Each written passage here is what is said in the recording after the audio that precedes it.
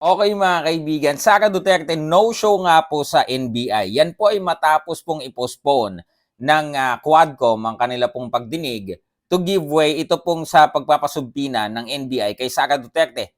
Pero si Sara Duterte mga kaibigan, ginamit nga naman po ang schedule ng Quadcom para hindi maka-attend ng NBI at sinabing late notice yung sinabi daw po ng Quadcom. Do you think it is possible na hindi talaga aware ng OVP? Well, let's watch this. Let's go. Ryan, ano ang paliwanag ng abogado nito? Bakit daw hindi nakarating ang pangalawang pangulo?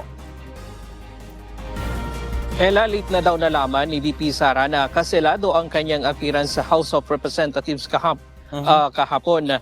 Kaya hindi siya nakadalo ngayong araw sa NBI.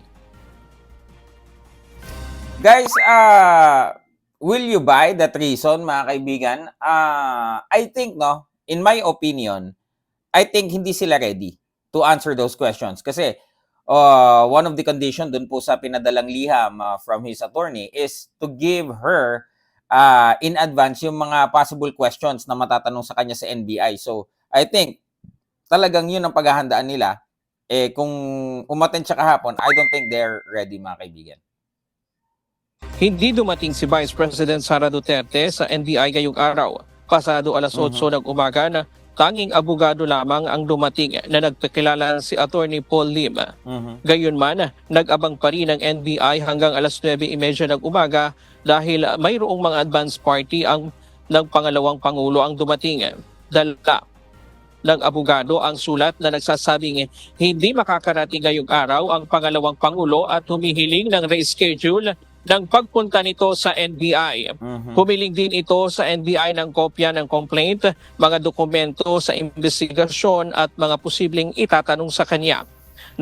Yun po, ang isa po sa mga parang, I don't know, demand or condition, humingi ng kopya ng mga posibleng itatanong. Well, ba't ganun? Laging no? Hindi po ba niya masasagot yon ng onset, di ba? Bakit kailangan may ganon? Ano po yan, paghahandaan pa muna bago siya umattend para to make it sure na talagang, di ba, mabibigyan niya ng at least palusot yung mga sinabi po niya.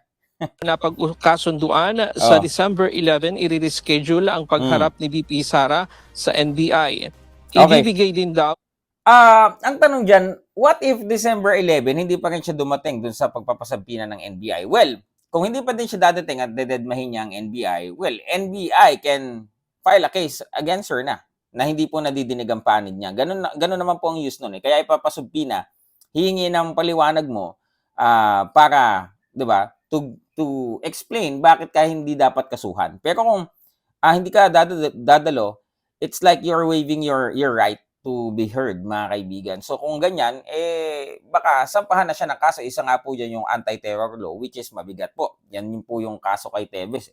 So kayo guys, what do you think? Comment down below. Bakit po sa Quadcom, kinancel na nila to give way sa NBI, hindi pa rin dumating po si Vice President Sara Duterte? May mga nagsasabi po na pinapakita ni Sara Duterte na she is above the law. Ano po sa tingin nyo? Comment down below. Silver Voice TV, magandang umaga.